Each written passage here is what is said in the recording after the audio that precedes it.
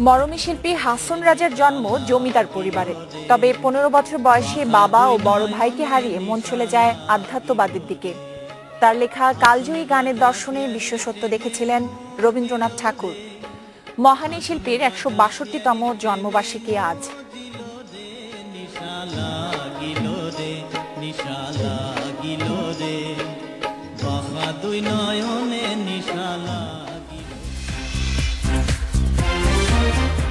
এক ঘন্টা আপনাদের সঙ্গে আছে আমি খালেদ মহিউদ্দিন। সবশেষের খবর, আলোচনা বিশ্লেষণ নিয়ে থাকছি কাজী মহুয়া, আর সবশেষ খেলার খবর জানাবো আমি সাইদ স্যার। তবে আগে জানিয়ে দিচ্ছি শিরোনাম। নারায়ণগঞ্জে ভোটের প্রস্তুতি চূড়ান্ত, ভোটারদের নির্ভয়ে কেন্দ্রে যাওয়ার আহ্বান প্রশাসনের।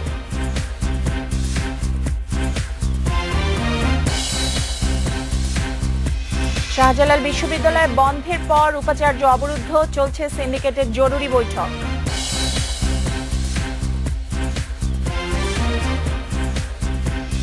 প্রস্তুতি ম্যাচে কাল প্রতিপক্ষ নিউজিল্যান্ড একাদশ, 6 মাস পর মাঠে ফিরছেন মুস্তাফিজ।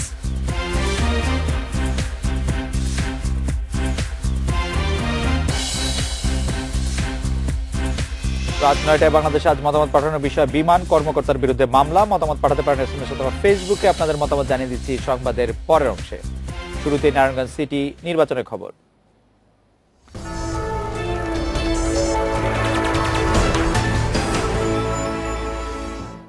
রাত পহলে নারায়ণগঞ্জ শহরে ভোট নির্বাচনের পরিবেশ শান্তিপূর্ণ রাখতে নগরীতে জোরদার করা হয়েছে নিরাপত্তা। গোয়েন্দা তথ্যের ভিত্তিতে সংঘাতপ্রবণ এলাকায় বাড়ানো হয়েছে আইন শৃঙ্খলা বাহিনীর তৎপরতা। ভোটারদের নির্ভয়ে কেন্দ্রে যাওয়ার আহ্বান জানিয়েছে প্রশাসন। আর কয়েক ঘন্টা পরেই নারায়ণগঞ্জ সিটিতে ভোট। এবারই প্রথম এই সিটিতে দলীয় প্রতীকে হচ্ছে নির্বাচন। ভোটের সব প্রস্তুতি শেষ করেছে নির্বাচন কমিশন। বিভিন্ন কেন্দ্রে পৌঁছে গেছে নির্বাচনী সরঞ্জাম। কোনো গোলযোগ ছাড়াই ভোটের আশা করছে নারায়ণগঞ্জবাসী। সুষ্ঠু নির্বাচন হবে এটি আমাদের আশাবাদী। যেই পাশ করুক তার কাছে আমাদের চাওয়া রাস্তাঘাট এলাকার উন্নয়ন, সন্ত্রাস মুক্ত, মাদক মুক্ত সমাজ, শান্তি শৃঙ্খলা ভাবে যেন আমরা আগামীকালকে সকালে ভোট দিতে পারি, এই আশাবাদ আমরা সবাই করি। এই সিটিতে 174টি কেন্দ্রের মধ্যে 137টিকেই অতি গুরুত্বপূর্ণ চিহ্নিত করেছে নির্বাচন কমিশন। এসব কেন্দ্রে থাকবে বাড়তি নিরাপত্তা। আমাদের যে ইন্টেলিজেন্স রিপোর্ট আছে সে অনুযায়ী আমরা কিছু কিছু এলাকায় আমাদের প্যাট্রোলিং বাড়াবো। সব মিলিয়েই আমাদের যে প্রস্তুতি তা আগামীকালকের ভোট গ্রহণকে সম্পূর্ণ নিরাপদ, আনন্দমুখর এবং উৎসবমুখর করবে বলে আমরা বিশ্বাস করি। ভোট যাতে প্রশ্নবিদ্ধ না হয় সেজন্য সব পদক্ষেপ নেওয়া হয়েছে বলে আশ্বস্ত করেছে আইন শৃঙ্খলা রক্ষা বাহিনী। এই নির্বাচন একটি মডেল হয়ে থাকবে বলেও দাবি তাদের। কোন রকম জবরদস্তি, কোনো জাল ভোট, কোন ভোট কেন্দ্র দখল, এগুলি কোনোভাবে আমরা হতে দিব না। কেউ যদি করার প্রচেষ্টা চালায় পায়তারা করে তাদের বিরুদ্ধে কঠোর আইনগত ব্যবস্থা নেওয়া হবে। কেউ যেন কোনো প্রশ্ন করতে না পারে, প্রশ্নবিদ্ধ নির্বাচন না হয় এবং নির্বাচন যেন সকলের কাছে গ্রহণযোগ্য হয়, সেই জন্যই মূলত আমাদের এই প্রক্রিয়া। বৃহস্পতিবার সকাল 8টা থেকে বিকেল 4টা পর্যন্ত একটানা ভোট গ্রহণ হবে। প্রায় 5.25 লাখ ভোটার তাদের নগর প্রতিনিধি ঠিক করবেন এই নির্বাচনে। Ashik Hossain, independent news, Narayanganj. নির্বাচনের খবর জানাতে নারায়ণগঞ্জ থেকে যোগ দিচ্ছেন সহকর্মী আব্দুল্লাহ আল রাফি। রাফি, নারায়ণগঞ্জের যারা ভোটার আছেন তারা কি বলছেন? আগামীকাল খুব শান্তিপূর্ণভাবে তারা ভোট দিতে পারবেন কিনা? নারায়ণগঞ্জের চাষারায় আমি আছি। নারায়ণগঞ্জের যে শহরের প্রাণ কেন্দ্র, আমার পেছনেই আপনি হয়তো দেখতে পাবেন অনেক মানুষ দাঁড়িয়ে আছেন। সম্ভবত তারা কয়েকজন ভোটার রয়েছেন, তাদের সাথে আমি এর আগেও কথা বলেছি, তাদের কাছে আমি সরাসরি চলে যাচ্ছি। আপনি তো কালকে ভোট নির্বাচন, কতটা আশ্বস্ত আছেন? আইন শৃঙ্খলা পরিস্থিতি কেমন? ভোট কতটা শান্তিপূর্ণ হবে বলে মনে করছেন? কি আপনার ব্যক্তিগত মতামত একটু বলতেন? আইন শৃঙ্খলা পরিস্থিতি আমি যতটুকু দেখলাম মোটামুটি সবই শান্ত আছে, কোনো সমস্যা নাই। তবে আরো ভালো হবে সামনে, যেহেতু যতই রাত গড়াইতেছে ততই। রাফি, আমাদের এই ভোটার কাকে ভোট দেবেন একটু জানতে চাইবেন? ঠিক আছে, আমরা ভালোই দেখতেছি, আমরা যাতে উন্নয়নের ধারা যাতে অব্যাহত থাকে এটা জানি। আপনি ভোট কোনো রকম চাপ নেই, আপনি বলছেন কাকে ভোট দিবেন, কে মেয়র হতে পারে? আপনার একজন সাধারণ জনগণ হিসেবে কি মতামত? আমি চাইতেছি যে উন্নয়নের ধারা যাতে অব্যাহত থাকে, যে উন্নয়ন করেছে সেই যাতে বহাল থাকে। ঠিক আছে, আপনি সেলিনা রায়বিকে ভোট দিচ্ছেন? এটা আমি এখনো বলবো না। আমি মানে উন্নয়নের ধারা যদি অব্যাহত থাকে জনগণ তাকেই ভোট দেবে বলে আমি মনে করি। ঠিক আছে, রাফি উন্নয়নের নতুন ধারা চান কে, এরকম কেউ আছেন কিনা এখানে? আপনার কি কেউ পরিবর্তন চাচ্ছেন, এই মেয়রের নতুন কোন মেয়র আসুক এরকম চাচ্ছেন? যে আসুক, যাতে আমাদের নারায়ণগঞ্জে উন্নয়নের যে ধারাটা এটা যাতে অব্যাহত থাকুক, সে পূর্ণ হোক আর নতুন ভাবে আসুক, এটা আমাদের নারায়ণগঞ্জবাসীর প্রত্যাশা। যেটা আমাদের নারায়ণগঞ্জ সবসময় ভালো আছে, এখন ভালো থাকে, আর আমরা জনগণ যাতে ভালোভাবে ভোট দিতে পারি, আমরা সেই সংখ্যাটাই দেখতেছি, যে আশা করি কোনো সমস্যা হবে না। কালকে তো ভোট, আপনি কোনো পরিবর্তন চাচ্ছেন না আগের মেয়রই বহাল থাকবে এটা চাচ্ছেন? দেশ যেহেতু পরিবর্তন হচ্ছে এবং দেশ এগিয়ে যাচ্ছে, এই জন্য এই ব্যাপারে আমিও চাই যাতে এখন নতুন পরিবর্তন হোক এবং পরিবর্তনের ধারা অব্যাহত থাকুক।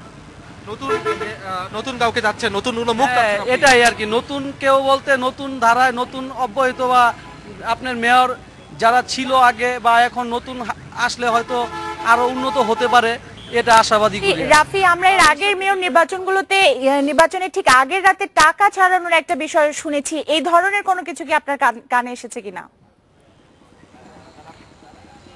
আজকে কিন্তু সকাল থেকে আমি পুলিশ সদর দপ্তরে পুলিশ মহাপরিদর্শকের সাথে ছিলাম নারায়ণগঞ্জে। এখানে এসে এখানকার পুলিশ সুপারের সাথে আমি অনেকক্ষণ কথা বলেছি।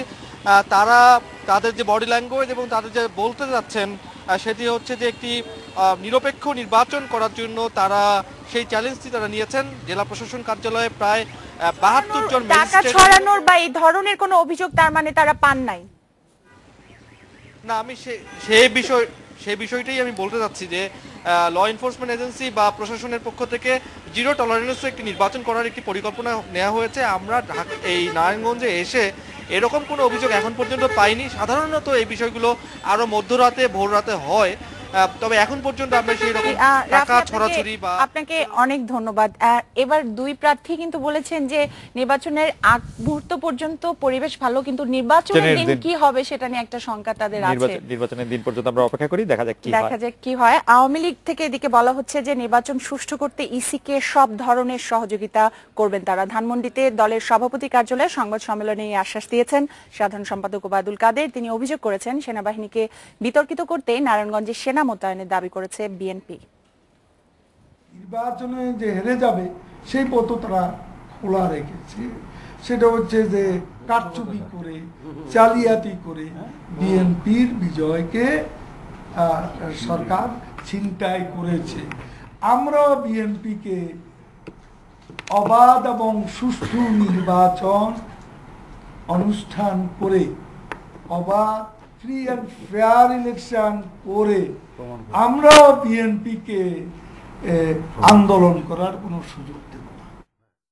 এদিকে নারায়ণগঞ্জে ক্ষমতাসীন দলের প্রার্থীকে বিজয়ী করতে সূক্ষ্ম কারচুপির আশঙ্কা করছে বিএনপি। তবে এখন পর্যন্ত নির্বাচনী পরিবেশ নিয়ে অভিযোগ নেই দলটির। নয়াপল্টনে দলের কেন্দ্রীয় কার্যালয়ে সন্ধ্যায় সংবাদ সম্মেলনে এসব কথা বলেন বিএনপির সিনিয়র যুগ্ম মহাসচিব রুহুল কবির রিজভী। নৌকা প্রার্থীকে বিজয়ী করার জন্য সূক্ষ্ম ইলেকশন ইঞ্জিনিয়ারিং হওয়ার সম্ভাবনা আছে। নারায়ণগঞ্জের ভোটাররা যখন ঘুমিয়ে থাকবে তখন ভোটারদের অগোচরে সরকারি যন্ত্র শাসক দলের প্রার্থীর পক্ষে যে কোনো কারসাজি করতে পারে বলে একটা সন্দেহ চারিদিকে দানা বেঁধেছে। এবারের নির্বাচনের আগের দিন পর্যন্ত পরিবেশটা অনেকই ভালো লাগছে। আমার আগের ইউনিয়ন পরিষদ নির্বাচন, তারপর উপজেলা পরিষদ নির্বাচনের দিনগুলোর কথা মনে হচ্ছে অনেক বেশি সংঘাতময় ছিল। সেদিক দিয়ে নারায়ণগঞ্জে কিন্তু আমরা বেশ একটা সুন্দর জমজমাট একটা নির্বাচনী প্রচারণা দেখলাম। এর একটা বড় কারণ নারায়ণগঞ্জ ঢাকার খুব কাছাকাছি, খুব বেশি দুষ্ট লোকেরা খুব বেশি দুষ্টামি করতে গেলে আমাদের খুব সুবিধা হবে যে তাদের সেই দুষ্টামি দেখানোর জন্য, সেই জন্য একটা বিপদ। কিন্তু আমার যে বিষয়টি খুব মজা লাগছে সেটা হচ্ছে যে আওয়ামী লীগের নেতৃবৃন্দ বিশেষ করে ওবায়দুল কাদের বারবার কিন্তু এই কথা বলছেন হেরে গেলে বিএনপি কি বলবে, এবং তিনি খুব চমৎকার ভাবে বলছেন হেরে গেলে বিএনপি সূক্ষ্ম কারচুপি বা কারচুপির কথা বলতে পারে। আবার বিএনপিও বলছে যে কারচুপির কথা তারা বলবে।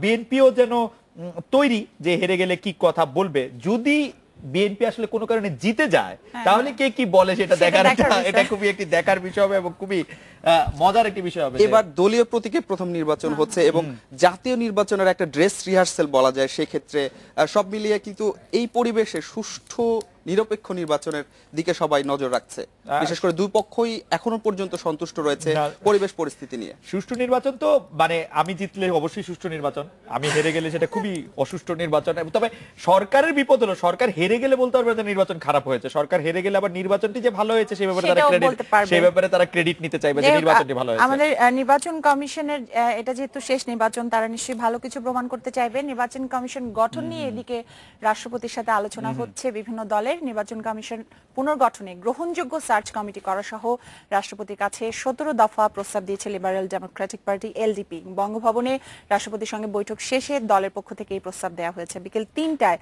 দলের অলি আহমেদের নেতৃত্বে এলডিপির 10 সদস্যের প্রতিনিধি দল বঙ্গভবনে যায়। সব রাজনৈতিক দলের মতামতের ভিত্তিতে শক্তিশালী নির্বাচন কমিশন গঠনের দাবি জানিয়েছে দলটি।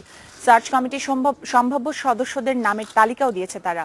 এরপর রাষ্ট্রপতির সঙ্গে বৈঠক করে কৃষক শ্রমিক জনতা লীগের প্রতিনিধি দল, তবে তারা কোনো প্রস্তাব বা সুপারিশ দেননি। রাজনীতির সুষ্ঠু পরিবেশ তৈরির জন্য রাষ্ট্রপতিকে ভূমিকা রাখার অনুরোধ জানিয়েছেন দলের সভাপতি কাদের সিদ্দিকী। পরে বঙ্গভবনে এক বিজ্ঞপ্তিতে বলা হয়, সবার সঙ্গে আলাপ আলোচনার মাধ্যমেই শক্তিশালী নির্বাচন কমিশন গঠন করা সম্ভব। ওনাকে আমরা বলেছি মেরুদণ্ডহীন লোক আনবেন না, এমন একটা লোক নিয়ে আসেন যে জাতিকে শুধু একটা সুন্দর নির্বাচন দিয়ে সবাইকে মুক্ত করবেন। সরকারি দল বিরোধী দলের মধ্যে একটা সুন্দর সম্পর্ক হবে, দেশের মানুষের মধ্যে সম্পর্ক হবে, জাতি বিভক্ত হবে না। এই সংসদকে জনসমর্থনহীন, জনগণের অনাস্থার সংসদ, এই সংসদের দ্বারা কোনো নির্বাচন কমিশন গঠনের কোনো আইনের প্রয়োজন নেই। সংবিধানে যেটা বলছে সেটা রাষ্ট্রপতি করতে পারেন। তিনি যদি সার্চ কমিটি গঠন করেন আমাদের কোনো আপত্তি থাকবে না। তিনি যদি সকল রাজনৈতিক দলের সাথে আলোচনা করে তার বিবেচনা প্রসূত করেন, সেটাকে আমরা সমর্থন। একটা বিরতি নিচ্ছি।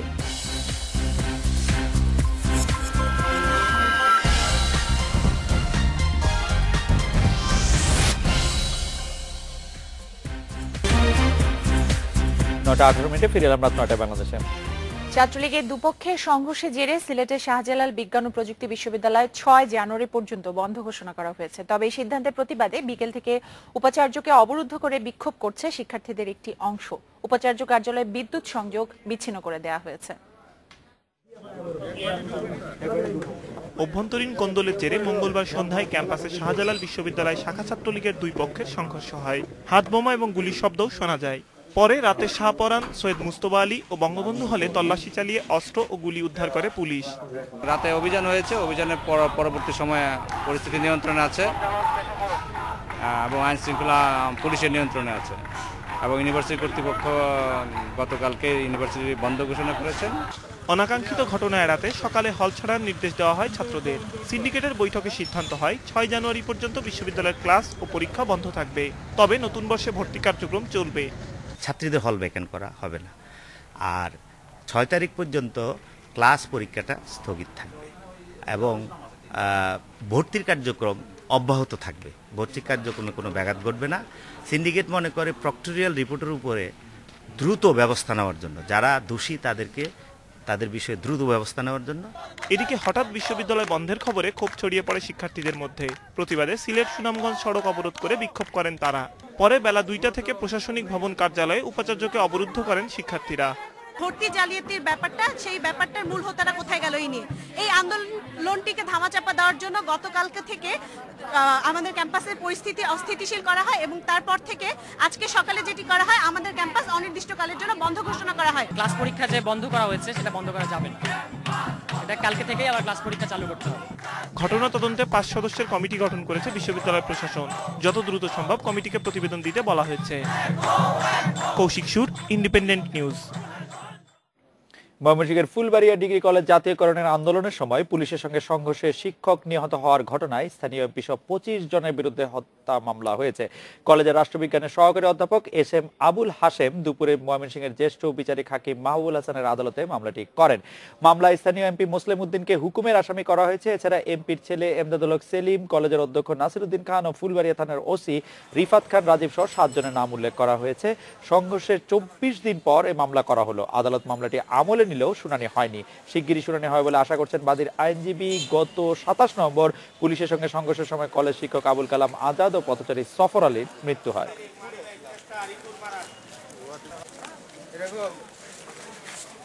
মুস্তামুদ্দিন তো হত্যার নির্দেশদাতা, সে তো হলো হত্যার নির্দেশদাতা। তো আমাদের এখানে তার নির্দেশে তার এমপি সাহেবের ছেলে আছে, কলেজের প্রিন্সিপাল এবং ভাইস প্রিন্সিপাল, তারা হলো মূল পরিকল্পনা করি, যে কারণে আমরা হত্যা মামলা দায়ের করেছি। ওসি ফুলবাড়িয়া রিফাত খান রাজীব, দারোগা এসআই রফিকুল ইসলাম রফিক এবং দারোগা এএসআই রতন সহ মোট 20-25 জনের বিরুদ্ধে এই মামলাটা দায়ের করা হয়েছে। খেলাধুলার খবরগুলি জেনে নিতে সাইদ সাদির কাছে যাচ্ছি। সাইদ, 6 মাস পরে মাঠে নামছেন দা ফিজ। হ্যাঁ, প্রস্তুতি ম্যাচ রয়েছে কালকে নিউজিল্যান্ড একাদশের বিপক্ষে, এবং মুস্তাফিজ যদি 2 স্পেলে 10 ওভার বল করতে পারেন তবেই তাকে ওয়ানডের জন্য, প্রথম ওয়ানডের জন্য বিবেচনা রাখা হবে, সে খবর আমার কাছে রয়েছে। এবং আরো কিছু খবর রয়েছে, তবে তার আগে একটা বিরতি নিতে হচ্ছে, এবং বিরতির পর যা থাকছে। যুব এশিয়া কাপের সেমিতে বাংলাদেশের ব্যাটিং ব্যর্থতা, 195 রানের টার্গেটে ব্যাট করছে শ্রীলঙ্কা।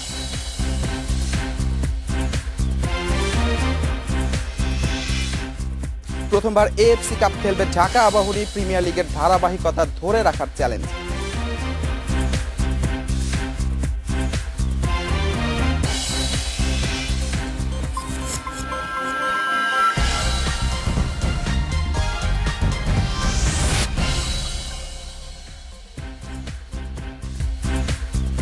নটা 30-এ ফিরে এলাম রাত 9টায় বাংলাদেশে। নিউজিল্যান্ড একাদশের বিপক্ষে কাল একমাত্র প্রস্তুতি ম্যাচে মাঠে নামবে বাংলাদেশ। এ ম্যাচে নজর থাকবে টাইগার পেস সেন্সেশন মুস্তাফিজুর রহমানের দিকে। প্রথমবার জাতীয় দলে ডাক পাওয়া তানভীর হায়দার সুযোগ পেলে পারফর্ম করতে মুখিয়ে আছেন। বাংলাদেশের আসল পরীক্ষা বক্সিং ডেতে, তার আগে অবশ্য নিজেদের প্রস্তুতি সবটাই পাচ্ছে। অকল্যান্ডের ওয়াঙ্গারিতে 2 দিন ধরে নিবিড় অনুশীলন করছে। ইতিমধ্যে কোচিং স্টাফে সবাই যোগ দিয়েছেন অনুশীলনে। মেহেদী মিরাজ, শুভাশিস রায়, তানভীর হায়দারের কাছে জাতীয় দলের সাথে অনুশীলনের অভিজ্ঞতা নতুন নয়, তবে 15 জনের দলে প্রথমবার।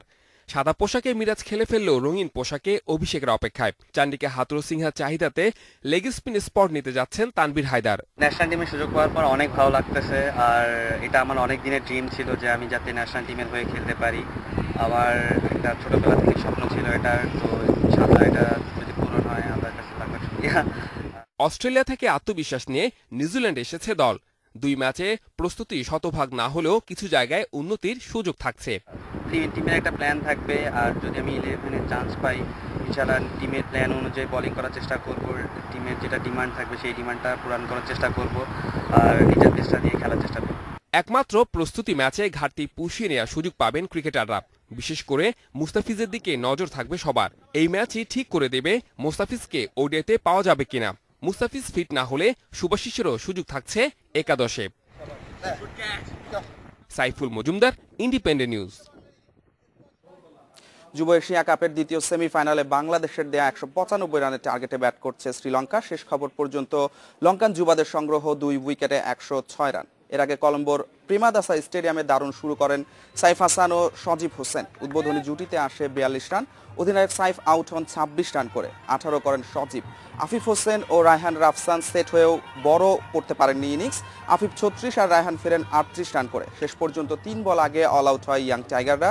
16 রান খরচায় 4 উইকেট নেন প্রবীণ জয়া বিক্রমা। প্রথমবার এএফসি কাপে খেলতে যাচ্ছে ঢাকা আবাহনী, তবে খুব একটা রোমাঞ্চিত নয় 4 বারের পেশাদার লিগ চ্যাম্পিয়নরা। প্রিমিয়ার লিগের শিরোপা নিশ্চিত করেই এএফসি কাপে নজর দেবে আকাশী নীলরা। প্রিমিয়ার লিগ শিরোপা নিশ্চিত হয়নি, লিগে বাকি আরও 2 রাউন্ড। লিগ শেষ হওয়ার পরেই নতুন চ্যালেঞ্জ নিতে হবে ঢাকা আবাহনীকে। এএফসি কাপে লিগ চ্যাম্পিয়ন খেলার কথা থাকলেও এবার বাংলাদেশ থেকে খেলছে ফেডারেশন কাপ জয়ীরা। ইতিমধ্যে চূড়ান্ত হয়েছে গ্রুপ ও পূর্ণাঙ্গ সূচি। এশিয়ার সাউথ জোনের গ্রুপ ইতে আকাশী নীলরা। হোম অ্যান্ড অ্যাওয়েতে 14 মার্চ প্রথম ম্যাচেই মালদ্বীপের মাজিয়া এসআরকে পাচ্ছে ঢাকা আবাহনী। গ্রুপের বাকি 2 দলের একটি বেঙ্গালুরু। অন্য দলটির জন্য অপেক্ষা করতে হচ্ছে সাউথ জোনের প্লে অফ পর্যন্ত। লিগ কমপ্লিট না হওয়ার কারণে তাদের নিয়ম দ্বিতীয় যেটা স্লট আছে সেই অনুযায়ী আপনার ফেডারেশন কাপ চ্যাম্পিয়নকে এটার জন্য কোয়ালিফাই করা হয়েছে, সেই হিসাবে আমরা অন্তর্ভুক্ত হয়েছি। সাউথ গ্রুপে যে টিমগুলো আছে তাদের ক্লাবগুলির মধ্যে আমাদের শ্রেষ্ঠত্ব অর্জনের লড়াইয়ে আমরা অবতীর্ণ হব এবং আমরা চেষ্টা করব আমরা সেই গ্রুপ থেকে কোয়ালিফাই করে পরবর্তী রাউন্ডে যাওয়ার জন্য। পরিকল্পনায় এএফসি কাপ থাকলেও মূল লক্ষ্য প্রিমিয়ার লিগ শিরোপা। পঞ্চম পেশাদার লিগ শিরোপা জয়ের খুব কাছাকাছি ঢাকা আবাহনী। শিরোপা নিশ্চিতে বাকি 2 ম্যাচে দরকার 4 পয়েন্ট। 3 পয়েন্ট পেলেও সম্ভাবনা থাকছে। দ্বিতীয় স্থানে থাকা চট্টগ্রাম আবাহনীর চেয়ে গোল ব্যবধানে এগিয়ে ধানমন্ডির জায়ান্টরা। 2টা ম্যাচের একটা ম্যাচ জিতলে আমরা হয়তো তাদের সাথে সমান হয়ে যাচ্ছি। তো আমরা ইনশাল্লাহ এটা নিয়ে চিন্তা করতেছি না। আমরা চাচ্ছি যে 2টা ম্যাচই জেতার জন্য, এবং এটা এই জন্যই চাচ্ছি যে আমাদের আনবিটেন থাকাও একটা ব্যাপার আছে। 26 ডিসেম্বর আবাহনীর প্রতিপক্ষ টেবিলের তলানির দল উত্তর বারিধারা, আর শেষ ম্যাচে রহমতগঞ্জ। Zafar Saleh, independent news, Dhaka. এ ছিল আমার কাছে। আরো কিছু খবর জানাবেন মহুয়া এবং খালেদ।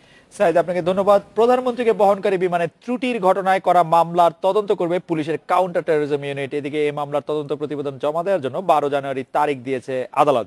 ঢাকার মুখ্য মহানগর হাকিম আদালতে এজাহার পৌঁছানোর পর মহানগর হাকিম সাদবির ইয়াসির মাহমুদ চৌধুরী তারিখ দেন। প্রধানমন্ত্রী বিমানের ত্রুটির ঘটনায় মঙ্গলবার রাতে বিমানের বরখাস্ত 9 কর্মকর্তার বিরুদ্ধে মামলা করা হয়। তদন্ত কমিটির সুপারিশের ভিত্তিতে মামলাটি করেন বিমানের মেইনটেন্যান্স বিভাগের পরিচালক এম আসাদুজ্জামান।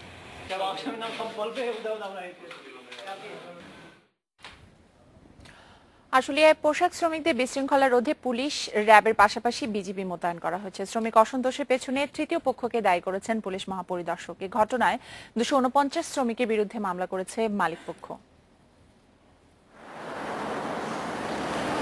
বেতন বাড়ানোর দাবিতে গেল সপ্তাহে আশুলিয়ায় শ্রমিক অসন্তোষ শুরু হয় উইন্ডি অ্যাপারেলস কারখানা থেকে। অসন্তোষ ছড়িয়ে পড়ে প্রায় অর্ধশত কারখানায়। মালিক পক্ষের অনুরোধ সমঝোতা সত্ত্বেও শ্রমিকরা কাজে যোগ না দেয়ায় শ্রম আইন অনুযায়ী মঙ্গলবার সব কারখানা বন্ধ করে দেয়া হয়। বুধবার অনেক শ্রমিক কারখানার গেটে অনির্দিষ্টকালের জন্য বন্ধের নোটিশ দেখে ফিরে যান। এসব কারখানার শ্রমিকদের সাথে কথা বলে জানা গেছে আন্দোলনের বিষয়ে তারা কিছুই জানেন না। আবার অনেকে বিক্ষোভে নামতে বাধ্য হন। আমরা যারা কাজ করতেছিলাম তাদেরকে পরবর্তীতে রাস্তাতে চিহ্নিত করে রাখছে। আমাদের সাথে যে 2-4 জন ছিল তাদেরকে মারধর করা হয়েছে, যে একজন কাজ বন্ধ দিচ্ছে আর একজন কাজ বন্ধ দিল না কেন।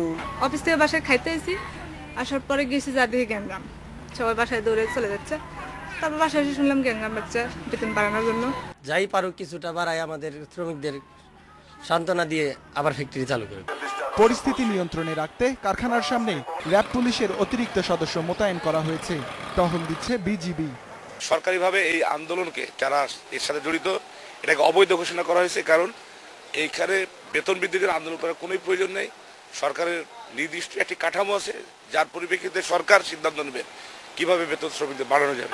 এই অস্থিরতার পেছনে ষড়যন্ত্রের আভাস পেয়েছে পুলিশ।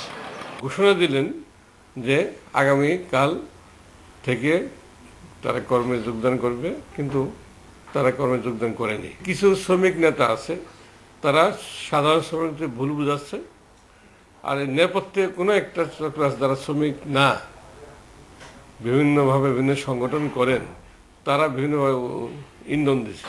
ইন্ধনদাতাদের খুঁজে বের করে আইনের আওতায় আনার দাবি জানিয়েছেন শিল্প মালিকরা। Ruhul Amin, independent news, Dhaka. আরো খবর জানানোর আগে নিচে একটি বিরতি। আর বিরতির পর জানিয়ে দিচ্ছি গ্যাসের দাম বাড়ানোর পরিকল্পনার প্রতিবাদ, এনার্জি কমিশনের সামনে সমাবেশ।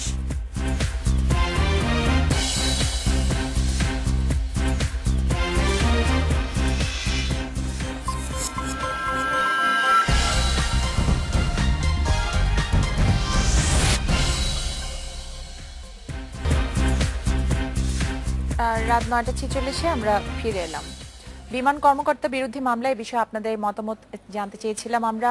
মতামতগুলো কি আছে আমাদের কাছে? একটু মতামতগুলি আছে আমাদের কাছে। বিমান কর্মকর্তার বিরুদ্ধে যে মামলা নিয়ে যে মতামত দিয়েছেন যে ফয়সাল বিমানের যান্ত্রিক ত্রুটিতে কর্মকর্তারা যুক্ত থাকলে শাস্তি দেওয়া হোক। সাদ্দাম বলছেন বিমান কর্মকর্তাদের বিরুদ্ধে মামলার তদন্ত সুষ্ঠুভাবে করা উচিত। নূর আলম বলছেন বিমান ছাড়ার আগে ভালোভাবে পরীক্ষা করে নেওয়া উচিত ছিল। শরীফুলের মতে বিমানের যান্ত্রিক ত্রুটিতে যদি কারো হাত থাকে অবশ্যই শাস্তি পাওয়া উচিত। হাসির মতে বিমান কর্মকর্তাদের দায়িত্ব সঠিকভাবে পালনের অনুরোধ করছি। হাবিব বলেছেন বিমান কর্মকর্তাদের মামলা দিয়ে হয়রানি না করে দোষী হলে শাস্তির আওতায় আনা হোক। সুমন বলেছেন বিমানের যান্ত্রিক ত্রুটি আর যেন না হয় সেই পদক্ষেপ নিতে হবে। বাজিদ বলছেন দুর্ঘটনা কাউকে বলে আসে না, এই জন্য বিমান কর্মকর্তাদের হয়রানি না করাই ভালো। আর তুষার বলছেন সরকারকে সুষ্ঠু তদন্ত করে সঠিক সমাধান করার অনুরোধ করছি। সায়াদ একজন প্রধানমন্ত্রী, উনি বলছেন প্রধানমন্ত্রী বিমান যান্ত্রিক ত্রুটিতে কর্মকর্তাদের অবহেলা জাতি আশা করেনি। মো, আপনার কি মনে হয় আসলে এটি? আমার কাছে একটু সাইদ, আপনিও নিশ্চয়ই খেয়াল করছেন যে আমার কাছে এটি মনে হয় যে সত্যি সত্যি ইচ্ছা করে তারা গাফিলতি করেছেন প্রধানমন্ত্রী বিমানে। তো যখন বিমানে প্রধানমন্ত্রী থাকেন না, মানে আমরা থাকি, তখন কি হয় নাকি? মানে আমি ঠিক আসলে এটি বুঝতে পারি নাই যে মানে এটা কি কি করতে চেয়েছেন মানে ওরা? ইচ্ছা করে করুক বা অনিচ্ছাকৃত ভাবেই করুক, প্রধানমন্ত্রী বিমান হোক বা আপনার আমার যে কারো যারই ফ্লাইট হোক, যারাই ইয়ে করি, মানে বিষয়টা খুবই ভয়ঙ্কর আসলে। বিষয়টা খুবই ভয়ঙ্কর এবং 9 জনের বিরুদ্ধে কিন্তু আসলে মামলা হয়েছে। মামলা পর্যন্ত যেহেতু বিমানের মানে অভ্যন্তরীণ তদন্তের ফলে সেখানে গিয়েছে, নিশ্চয়ই তার মধ্যে এমন কিছু গাফিলতি অবশ্যই রয়েছে, গাফিলতি ছিল, কিন্তু সেই গাফিলতিটি কেন এই পর্যায়ে আসলো সেটি কিন্তু আমি আসলে খুব ভালো বুঝতে পারিনি। এটি আপনি যেটা বলেছেন সেটি ঠিক, যে প্রধানমন্ত্রীর জীবন বা আমাদের জীবন বা একটি বিমানের সুরক্ষা, সেটি আসলে খুবই গুরুত্বপূর্ণ ব্যাপার। আমাদের সবার সম্মান এর সঙ্গে জড়িয়ে আছে, অনেক জানমালের ক্ষতিও এর সঙ্গে জড়িয়ে আছে। যাই হোক, দর্শকদের ধন্যবাদ দিতে চাই, তারা অনেক মতামত আমাদের কাছে পাঠিয়েছেন। পরের খবরটিতে চলে যাচ্ছি। গ্যাসের দাম বাড়ানোর পরিকল্পনার বিরুদ্ধে আন্দোলনে নেমেছে বিভিন্ন সংগঠন। রাজধানী কারওয়ান বাজারে জ্বালানি নিয়ন্ত্রণ কমিশন বিইআরসি ভবনের সামনে সমাবেশ করেছেন রাজনীতিক ও বিশিষ্টজনেরা। সমাবেশের বক্তারা জনস্বার্থে গ্যাস খাতের উন্নয়নের দাবি জানান, শুধু মুনাফার দিকে না তাকিয়ে সাধারণ মানুষের স্বার্থ দেখার আহ্বান জানিয়েছেন তারা। সবগুলো গ্যাস কোম্পানি এখন আর্থিকভাবে লাভে রয়েছে বলে দাবি করা হয় সমাবেশে। বক্তারা বলেন, এরপরও গ্যাসের দাম বাড়ানোর কোনো যুক্তি নেই। গ্যাসের দাম বাড়ালে কঠোর আন্দোলনের হুঁশিয়ারি দেওয়া হয় সমাবেশে। আমরা এখানে যারা উপস্থিত হয়েছি, আমরা সঙ্গে সঙ্গে কঠোর কর্মসূচি ঘোষণা দিয়ে সেটা যখন এই মুহূর্তে জরুরি ছিল, ঠিক সেই সময় সরকার। মরমী শিল্পী হাসন রাজার ১৬২তম জন্মবার্ষিকী আজ। ১৫ বছর বয়সে বাবা ও বড় ভাইকে হারিয়ে আধ্যাত্মিক সাধনায় মন দিয়েছিলেন। লিখেছেন বেশ কিছু কালজয়ী গান। তার দর্শনে বিশ্ব সত্য দেখেছিলেন কবিগুরু রবীন্দ্রনাথ ঠাকুর।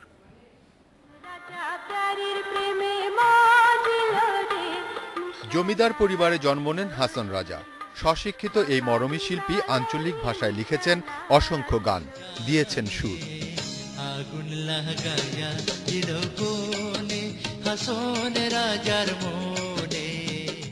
গান লেখার পাশাপাশি আসর ও গায়ক দল নিয়ে নৌকা ভ্রমণের নেশা ছিল তার। অংশ নিতেন সামাজিক ও সাংস্কৃতিক অনুষ্ঠানে।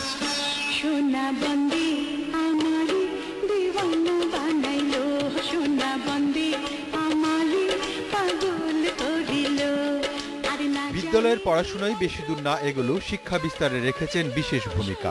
হাসন রাজার সঙ্গীত ও দর্শনে মুগ্ধ হয়েছিলেন বিশ্বকবি রবীন্দ্রনাথ ঠাকুর। হাসন রাজা, রাধারমণ, ওনারা সারা দেশের এবং সারা পৃথিবীর, কিন্তু আমরা আমাদের নিজ ভূমি থেকে এইসব অনুষ্ঠানগুলো করতে চাই। তার সৃষ্টিকর্ম সংরক্ষণ ও যথাযথ মর্যাদায় জন্ম ও মৃত্যু দিবস পালনের দাবি জানিয়েছে হাসন রাজা পরিষদ। বঙ্গবন্ধু 25,000 টাকা দিয়ে শুরু করেছিলেন এই হাসন রাজার একাডেমি বানানোর উদ্যোগ নিয়েছিলেন। তা আমরা হাসন রাজা একাডেমির মাধ্যমে চেয়েছিলাম হাসন রাজার যে সৃষ্টি তাকে আরো বিশ্বে ছড়িয়ে দিতে এবং তার উপরে আরো বিভিন্ন গবেষণা করতে।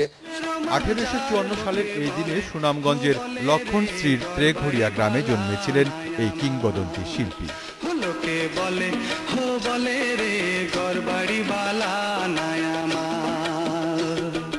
Independent news desk. এই ছিল রাতনাটা বাংলাদেশের আয়োজনে। আজকে রাতনাটা বাংলাদেশ শেষ করব ভারতের শিখ সম্প্রদায়ের ঐতিহ্যবাহী মার্শাল আর্ট প্রতিযোগিতার কিছু ছবি দেখিয়ে। তার আগে আমরা বিদায় নিচ্ছি। শুভরাত্রি।